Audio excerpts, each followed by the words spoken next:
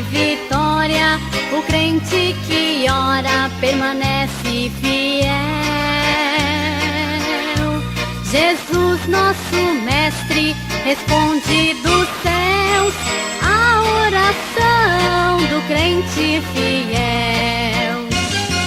A oração é a chave, a oração é a chave, a oração é a chave que abre a porta dos céus.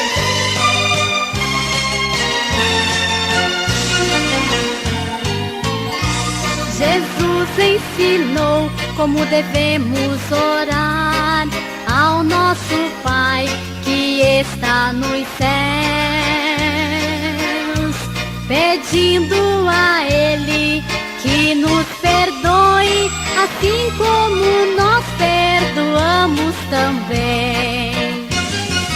A oração é a chave, a oração é a chave, a oração é a chave que abre a porta dos céus.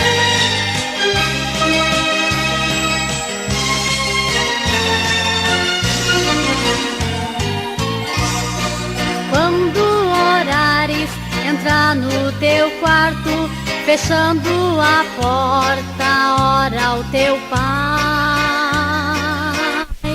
e Ele está pronto a responder.